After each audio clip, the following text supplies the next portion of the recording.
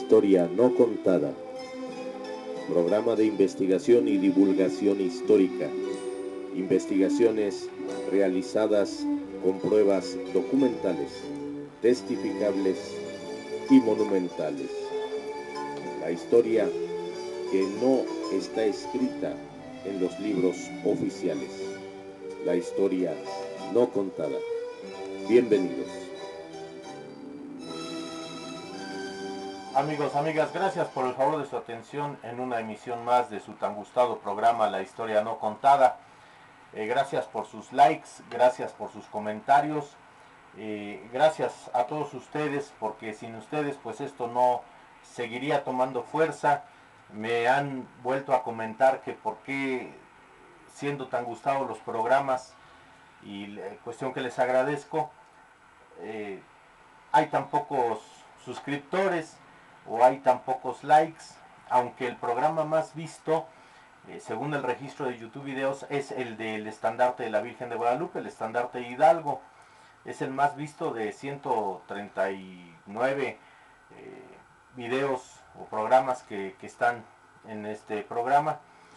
Y bueno, pues entendamos una cosa, de que si yo leyera cartas, si hablara de política, si hablara de cuestiones de gobierno, si a lo mejor tuviera muchos likes y ya tendría hasta mi placa de que manda YouTube por tantas vistas y hasta ya estaría monetizando, ya viviría a lo mejor de hacer programas, y no es así. Yo cuando abrí este canal nunca lo hice con el fin de ganar dinero, al contrario, sino de la divulgación de nuestra historia para las nuevas generaciones, una historia no truqueada, una historia precisamente no contada, lo que no aparece en los libros oficiales. Bueno, pues aquí es donde se da, y, y ciertamente bien sustentado, bien cimentado, para precisamente no caer en eso en un error, en un anacronismo, como en otros programas hay, de gente que eh, fue buena en su momento, hizo fama y se echó a dormir y ahora se dan el lujo de decir tontería y media, y algunos ni historiadores son, y tienen su programa, o quienes son historiadores y están, luego aparecen en otros programas, bueno pues y los llaman para cortes en los programas de la mañana en la televisión, para hablar algún hecho histórico, alguna situación de historia. Bueno, pues lo hacen con una imprecisión terrible, ¿no? O sea, no lo preparan a lo que, con lo que tienen en su mente, no revisan, no vuelven a estudiar. Y un historiador tiene que estar estudiando siempre, porque son muchas fechas, son muchos datos, son muchos personajes, y por muy bueno que seas, al final o mezclas personajes y fechas históricas, o llegas a omitir alguno de las fechas históricas o de los personajes, y después ahí tiene uno que estar haciendo la fe de ratas, o tiene uno que estar de alguna manera eh, dando esa disculpa y haciendo la corrección debida. ¿Por qué no hacer las cosas bien desde un principio? Pero como esto sabemos que los medios de comunicación, los medios informativos, están los amigos de los amigos, y los que no somos amigos de los amigos pues no estamos. Entonces por eso, bueno, este es un canal muy bueno, eh, un medio muy, es maravilloso el poder llegar a tantas gentes, donde que realmente sí les interesa la historia de México y de otras cosas. Ustedes han visto que no nada más me he referido a la historia de México, sino a la historia de las armas, al funcionamiento de las armas, eh, infinidad de cosas. Bueno, pues las capacidades que uno va desarrollando pues las pone uno a disposición de los demás. Alguien me decía por ahí, es que estás buscando trabajo. Bueno, siempre uno busca mejorar su medio de vida y su sustento para su familia. No, esto es porque yo busque trabajo o mucho menos, no. Simplemente, bueno, si por este medio se llega a presentar alguna propuesta interesante, bueno, pues claro que la vamos a considerar, porque pues esta es una puerta para México y para todo el mundo.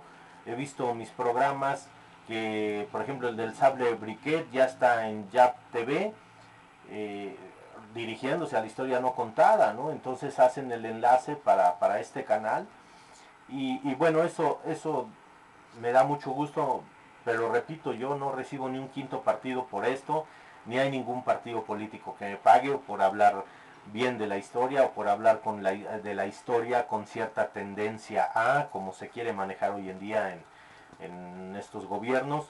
No, no, la historia como es, la historia con los héroes, con sus errores, con sus aciertos y eh, también desentronizando a esos héroes que están en el altar de la patria, que muchas veces no debieran estar, y a los que han tirado de ese altar, que debieran estar por muchas razones, no lo están porque es la historia oficial. Entonces, yo sé que a lo mejor me muero y esto se reconocerá pues muchos años después, no ahorita.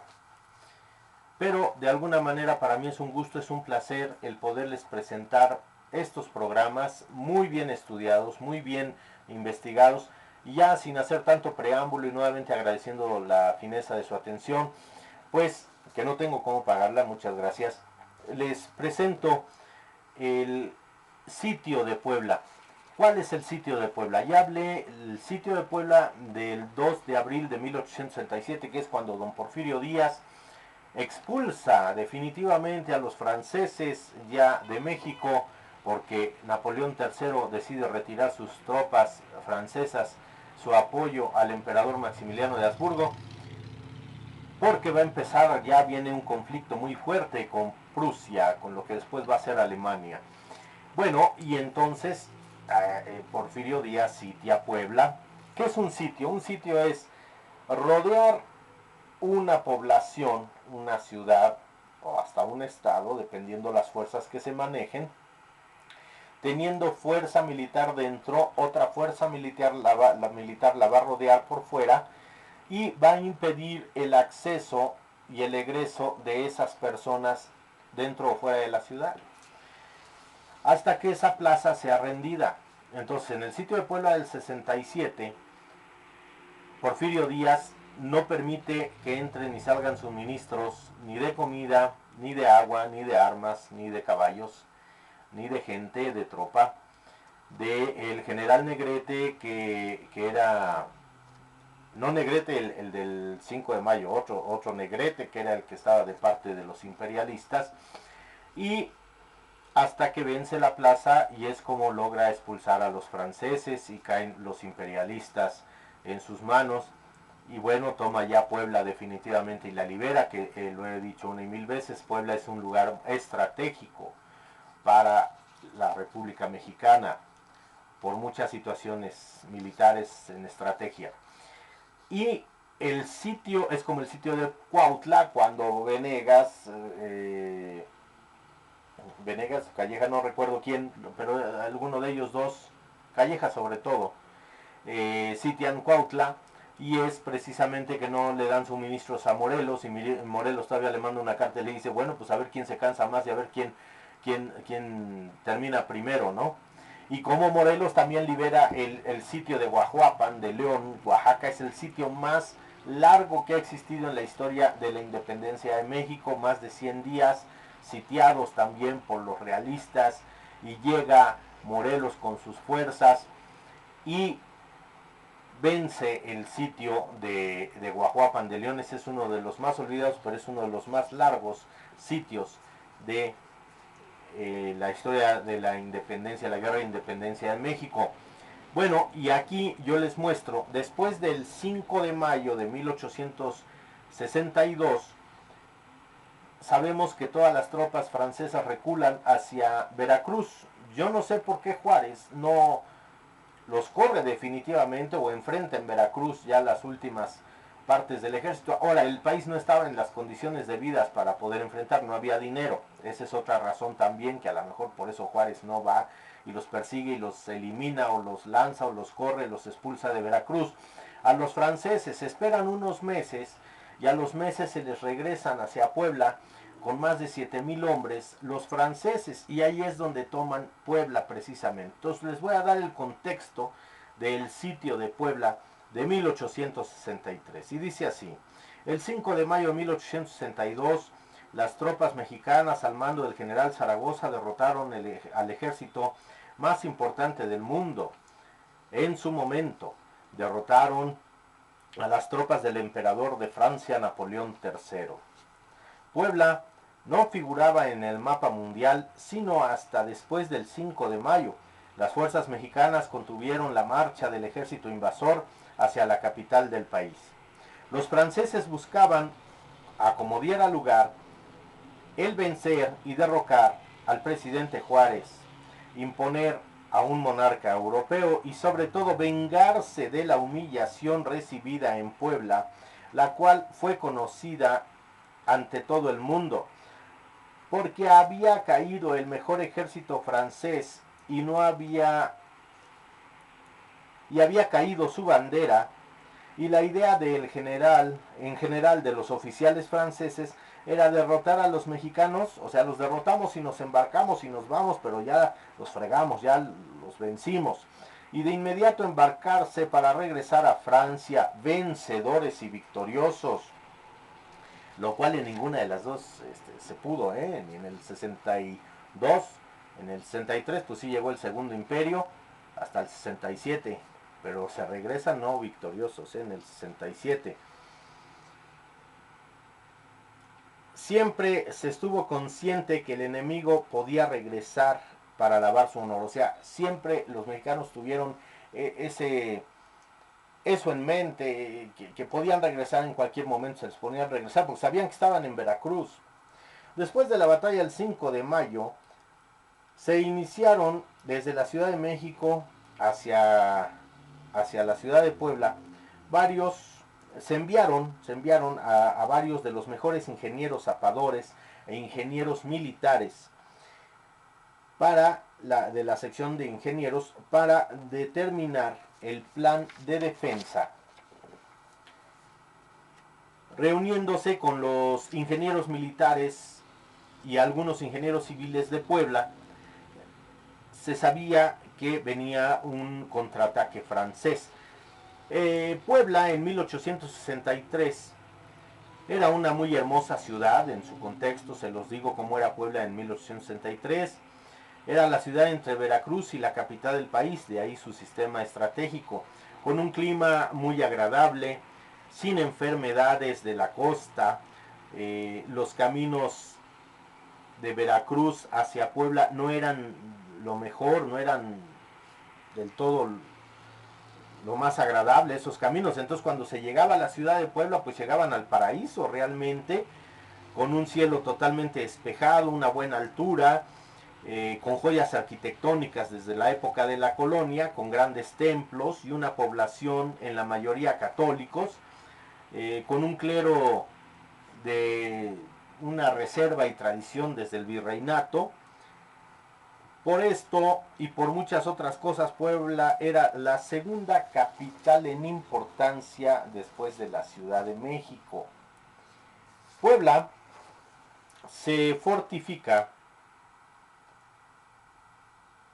Tanto los franceses, sus altos mandos militares, se hacen ver las fallas a las que concurrieron en la batalla del 5 de mayo, que les lleva a tomar decisiones a Napoleón III. O sea, a Napoleón III, ya estando en Francia, los altos mandos, le hacen ver en qué fallaron, cuáles fueron las técnicas de ataque que fallaron y por qué fallaron también. Y al haber escuchado a los conservadores mexicanos, ese es un detalle que también le hacen ver. Los conservadores mexicanos, los que después le van a ofrecer el trono de México a Maximiliano de Habsburgo, estaban radicados en la corte de Francia. Entonces tenían un acceso muy rápido o muy fácil, de alguna manera, con el emperador francés, con Napoleón III. Entonces, pues le hacen ver que los escuchó, le hacen ver que esto trajo unas consecuencias terribles, y bueno, estas consecuencias repercuten sobre la imagen de Francia y de Napoleón III ante el mundo. Los mexicanos, que estaban unidos en un sistema republicano, o sea, aquí en México, y como iban a aceptar a una fuerza liberadora extranjera y que sus problemas ellos mismos los resolvían, eso era lo que aquí se decía. No aceptamos un ejército invasor, nosotros arreglamos nuestros problemas.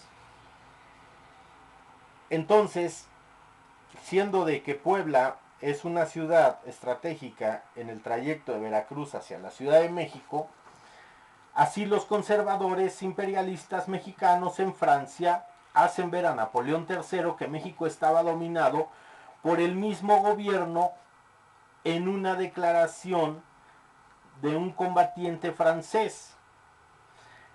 Cuando llegan, esto está en el diario en el informe que da en su diario el general Zaragoza, el 5 de mayo habiendo sido capturado y presentado ante Zaragoza, al preguntársele cuáles fueron sus motivos para su intervención armada a México, el prisionero de guerra respondió: venimos a liberarlos. Y el general Zaragoza preguntó: ¿liberarnos de qué? El francés contestó: según se nos informó que México estaba intervenido por su propio ejército y su gobierno, y por eso unos mexicanos le pidieron ayuda a nuestro emperador Napoleón III. Zaragoza se sonrió y le contestó: aquí los únicos que nos han intervenido son ustedes. Así de fácil. Entonces, esto está en el diario de la crónica de la batalla de Puebla, del diario del general Zaragoza. Entonces, fíjense cómo los conservadores imperialistas que estaban, mexicanos que estaban allá, obviamente Gutiérrez Estrada, Hidalgo, todas estas gentes nefastas, que estaban por allá en Francia, bueno, pues de alguna manera le hacen ver a los mandos y los mandos a sus gentes por qué venían a México a invadir, porque los iban a liberar, porque en este caso Juárez nos tenía oprimidos, porque el ejército había toque de queda, había un sitio constante del ejército hacia su población, cuando entendamos que el ejército siempre ha sido gente, o sea, el pueblo uniformado para defender al pueblo. Entonces, bueno, fíjense cómo desde cuando ya se empiezan las cosas. Los franceses, por el hecho de haber sido vencidos, no podían embarcarse y regresar. Aquí la pregunta es ¿por qué? Si sabían que estaban en Veracruz, no se les expulsó. Ya lo había yo comentado. Si no esperaron los refuerzos franceses y se regresaron hacia el centro del país. El ejército francés exigía una reparación de esta humillación al costo que fuese, así lo comentó el general Lorenzés en su carta a Napoleón III, sugiriéndole al general, sugiriéndole que para vencer en México se decidían iniciar, se debían enviar entre 30 y 40,000 soldados y así poder instaurar un imperio francés. Así que 23,000 soldados franceses llegaron al puerto de Veracruz uniéndosele a los franceses derrotados, o sea, los que se quedan después de Puebla entre heridos y todos los que se quedan ahí, entre agosto y septiembre de 1862. Acuérdense, la batalla y la derrota es en mayo de 1862, o fueron cuestiones de meses. Napoleón III sabe que no será fácil conquistar a México. No es la nación que era en 1847, pues obviamente no, aunque fíjense una cosa muy chistosa, seguían teniendo rifles, armamento desde la época de independencia.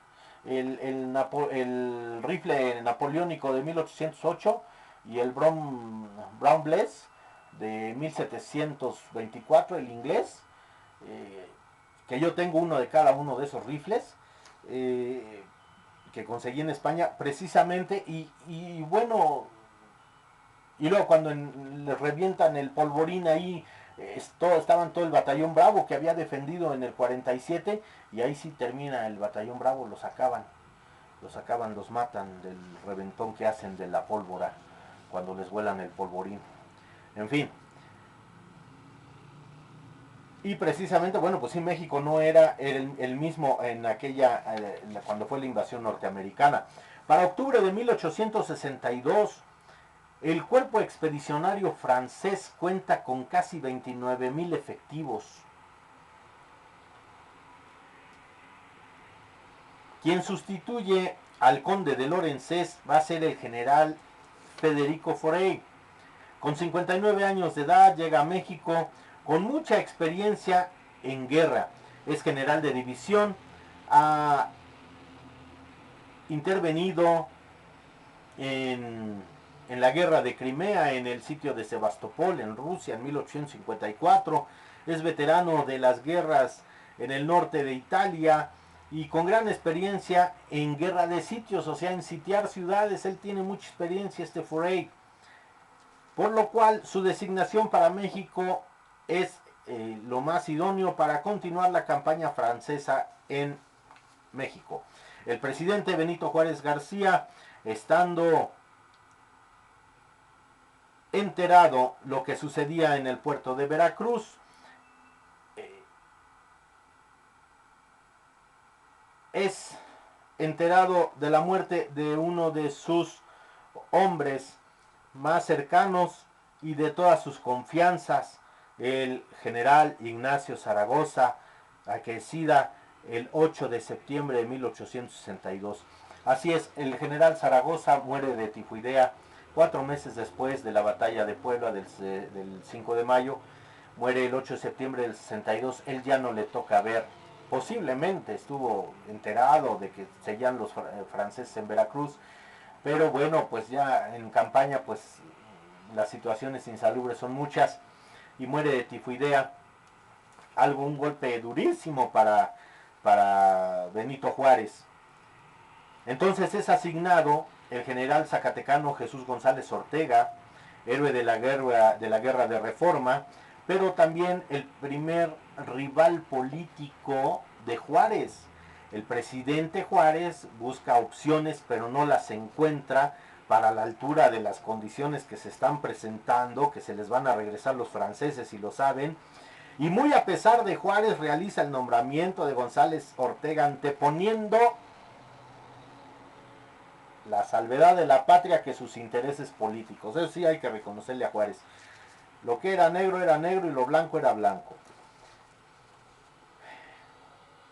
Hábilmente Juárez divide el mando dándole al general Ignacio Comonfort, el del autogolpe, ahí en los años 55-56, la jefatura del ejército del centro, teniendo su base en San Martín Texmelucan. En este puesto, Comonfort deberá detener al enemigo en caso de que avance hacia la ciudad. Entonces, en este caso, Comonfort no la tiene nada fácil, pero bien sabemos cómo era Comonfort y ahorita lo voy a explicar. Bueno, Comonfort tenía que detener al ejército francés en el caso que avanzara hacia la Ciudad de México, o brindar el auxilio al ejército de Oriente, que era el comandante en aquel entonces. Zaragoza muere, sube González Ortega por orden de Juárez, y tenía Comonfort que apoyarlo en algún momento en el caso de algún ataque directo sobre la ciudad de Puebla y tuvieran necesidad de los refuerzos, que así va a suceder. Al principio de 1863 los franceses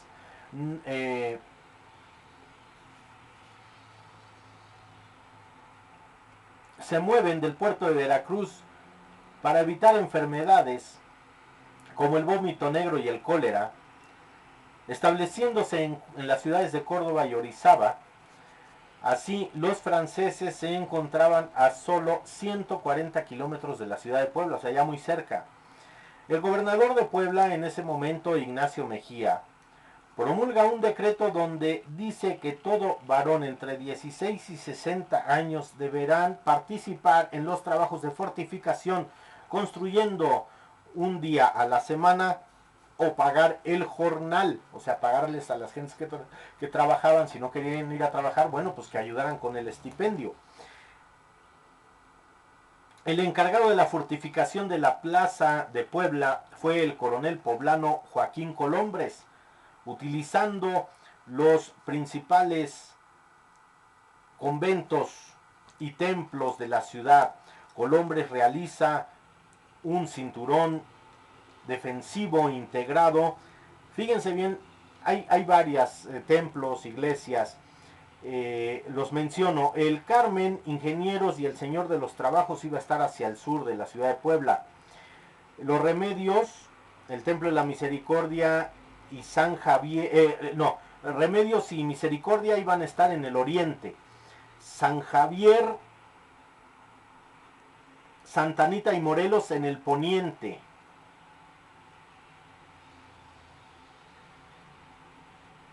Perdón. San Javier en el poniente, Santa Anita y Morelos en el norte y obviamente los fuertes de Loreto y Guadalupe en el nororiente. Así es como se dividen. Entonces se hablan de nueve fuertes, aparte de Loreto y Guadalupe, tomando estos templos, ¿verdad? Entonces serían el Carmen, Ingenieros, el Señor de los Trabajos, los Remedios, Misericordia, San Javier, Santa Anita, Morelos y Loreto y Guadalupe. Son los que toman. Entonces el Carmen, Ingenieros y el Señor de los Trabajos al sur, al oriente los Remedios y Misericordia, San Javier al poniente, Santa Anita y Morelos al norte y Loreto y Guadalupe al nororiente. Estos templos tenían el principio de ser muy sólidos y altos, aspectos fundamentales para la creación de un sistema periférico de defensa a través de lo que se le conoce como plazas fuertes,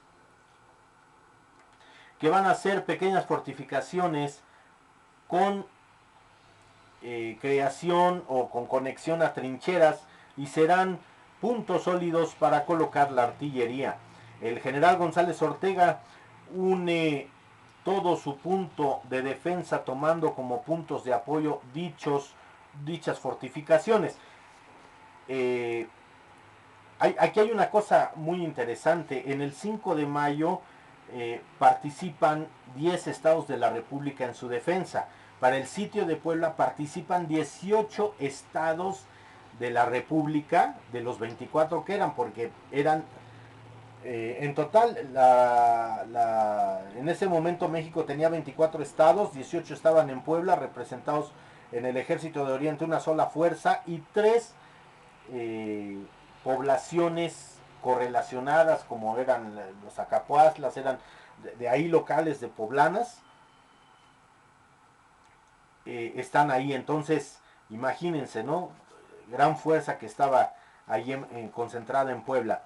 Para el gobierno de Juárez fue todo un reto el darle de comer a 20,000 hombres, eran más de 20,000 hombres, no olvidando proveer de armas, balas, uniformes, caballos, y a todo ello habían mujeres también, pues que comían, también tenían sus necesidades, eran las mujeres que acompañaban a estos hombres. O sea, las Adelitas no son de la época revolucionaria, ya son desde antes, pero no tenían ese nombre. ¿De dónde sacarían los recursos? Pues de la iglesia. Y González Ortega vende los colegios palafoxianos, el colegio San Pablo y el colegio de San Juan y otras propiedades eclesiásticas, precisamente hábilmente también para poder echar mano de la cuestión económica.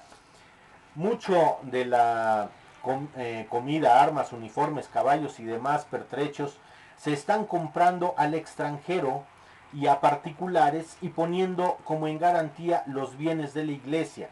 Se asignaron verbenas, se organizaron, verbenas, colectas y donativos que, bueno, ciertas gentes piadosas y otras no piadosas se encargaron de apoyar también a este movimiento de defensa de Puebla. Ahí sí todo Puebla se unió, no como en el 5 de mayo, que cuando sabe que muchos conservadores se lamentaron de que no hubiera triunfado el ejército francés. Zaragoza en su informe a Juárez le dice: ganas me dieron de quemar Puebla, precisamente para que ardieran todos estos vendepatrias, que todavía hoy en día hay muchos, pero disfrazados de cuello blanco y por arriba hacen muchas ventas a sus intereses. El mismo Juárez va a un concierto en el Teatro Principal de allá de Puebla en beneficio, y existe el testimonio de este hecho en una como placa, por decirlo así, en una de las paredes del Teatro Principal de Puebla. Es una placa hecha con mosaico de Talavera y dice: el presidente Benito Juárez García estuvo en el palco de honor de este teatro en diciembre de 1862 en un concierto a beneficio de los hospitales de sangre, memoria del bicentenario de su natalicio 1806-2006. Eso está ahí. Si ustedes van a Puebla y buscan esa placa, bueno, placa no, es hecha de mosaico, pero bueno, ahí está, en la pared del Teatro Principal de Puebla. Mientras tanto, los franceses no tenían prisa, Forey hasta febrero de 1863 empieza a moverse. Los franceses avanzan desde sus posiciones, que eran Córdoba y Orizaba, Perote, Jalapa y Chalchicomula. Avanzaron con sigilo hacia Puebla, aplicando el principio de la seguridad. El 16 de marzo de 1863 por la mañana, el ejército francés, con 28,000 efectivos, se instaló en las faldas del cerro de Amalucan. La división del general Aquiles Bazin la divide en dos, rodeando por el sur, y la división del general Duguay lo hace por el norte. Ambos encierran el perímetro, y el 19 de marzo las tropas del general Forey se establecen en el centro de San Juan, hoy Cerro de la Paz, estableciendo Forey ahí establece su cuartel general, teniendo una excelente vista de la ciudad de Puebla. Los franceses, una vez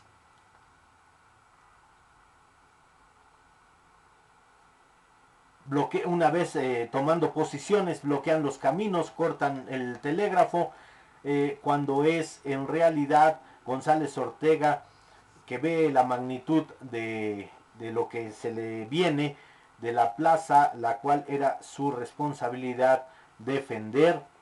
Bueno, pues empieza a tomar ya también su sitio, sus posiciones para el sitio de Puebla. Francia envía a la cuarta parte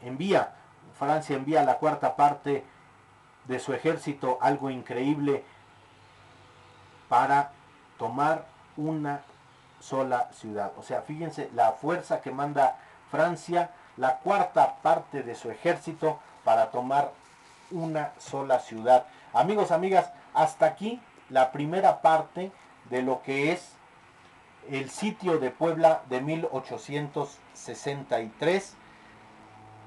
Viene la segunda parte, amigos, no se la pierdan, que ya es la guerra. Yo ya hablé ahorita en esta última sección cómo mueven sus tropas y cómo se posicionan, pero ahora viene todo: cómo bloquean Puebla, cómo invaden Puebla, cómo defienden Puebla, y González Ortega defiende Puebla, pero cómo va a venir una decisión muy drástica, muy triste, pero era importantísima, de González Ortega el vencer la plaza, porque se estaban muriendo de hambre los pobladores, sobre todo los niños. Entonces, en fin, decisiones que a veces hay que tomar y no les gusta a muchos. Pero, amigos, amigas, gracias por el favor de su atención. Nos vemos en el próximo programa, que será la guerra del sitio de Puebla de 1863. No se lo pierdan. Gracias. Hasta la próxima.